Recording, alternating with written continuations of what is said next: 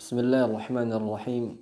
Ikhwani fillah, insyaallah kita melanjutkan kembali pelajaran kita pada kitab Tuhfatul Atfal karangan Syekh Sulaiman Al-Jamzuri rahimahullahu taala, yang mana pada pertemuan sebelumnya kita membahas dari cabang yang kedua pada mad far'i, dan kita telah memasuki poin yang terakhir atau bagian yang terakhir, yaitu mad lazim.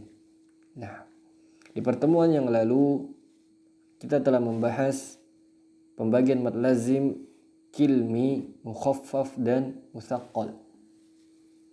Dan insyaallah pada pertemuan kali ini kita akan membahas mad lazim harfi. Nah, mad lazim harfi ini perlu antum ketahui bahwa dia juga memiliki dua bagian, yaitu ada yang mutsaqqal, kemudian ada yang mukhaffaf. Nah, mad lazim harfi mukhaffaf atau mad lazim harfi mutsaqqal, sebelum kita membahas lebih dalam atau pengertian tentang ini, ana akan menjelaskan beberapa hal sebelum kita mengenal dua bagian ini. Ikhwan fillah, kalau kita melihat di dalam Al-Quran, maka ada yang namanya huruf muqatta'ah atau huruf-huruf yang terpotong. Nah, yang berada di awal-awal surat. Ini kita namakan seluruh huruf yang berada di awal surat ini, huruf yang terpotong ini kita namakan semuanya adalah huruf muqatta'ah, yang terkumpul menjadi 15 huruf. Nah,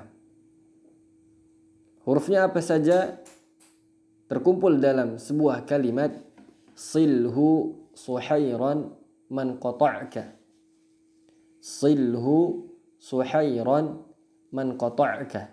Ini adalah huruf-huruf muqatta'ah atau huruf-huruf yang terpotong yang berada di awal surat. Huruf ini apa saja? Contohnya di surah Al-Baqarah Allah berfirman, Alif Lam Mim. Nah, contoh di yang lain di surah Yunus misalnya, Alif Lam Ra. Contoh di surat Al-A'raf, Alif Lam Mim Shad. Atau di surah Al-Qalam, Nun wal qalami wa ma yasturun. Contoh yang lain misalnya di surat Thaha, Thaha, dan yang lainnya. Maka kita katakan ini disebut dengan huruf muqatta'ah. Nah, ini poin yang pertama harus antum pahami. Jelas di sini? Baik.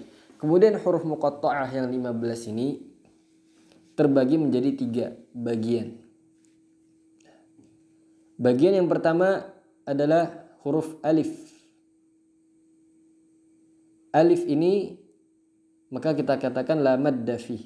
Dia tidak memiliki hukum. Nah, pembagian yang kedua adalah huruf hayyun tahir.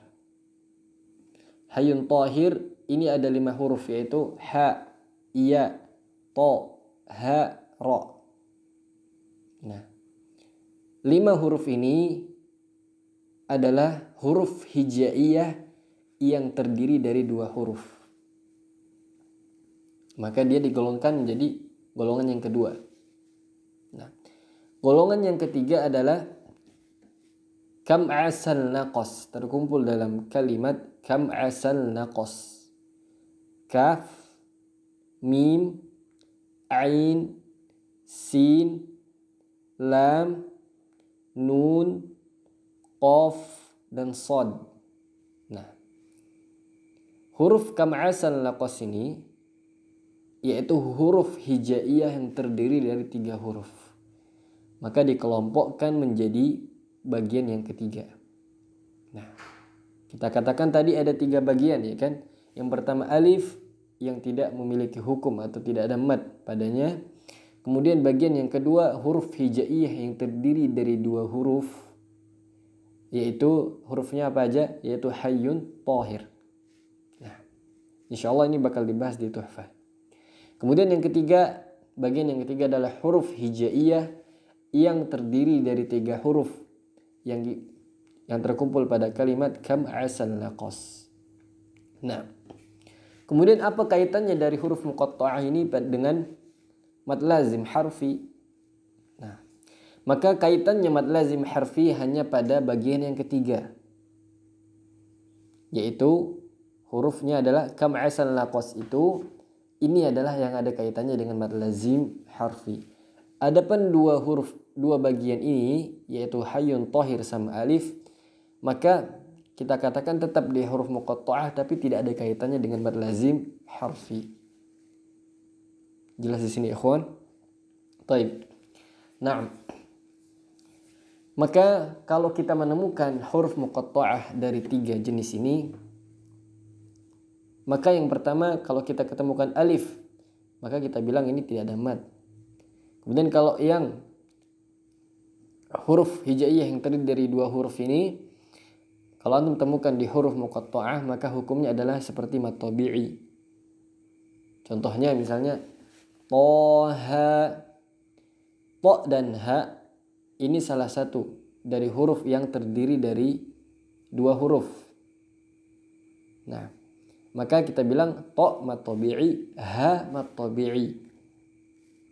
Nah, kemudian yang ketiga ini kita bilang bisa menjadi mad lazim harfi, bisa jadi juga dia menjadi mad lazim harfi mukhaffaf atau musaqqal.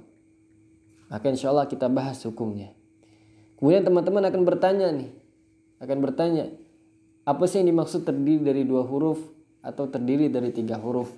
Maka kita katakan dulu di pertemuan yang awal, kalau antum mengikuti dari awal, maka antum sudah mengenal penulisan huruf hijaiyah yang benar.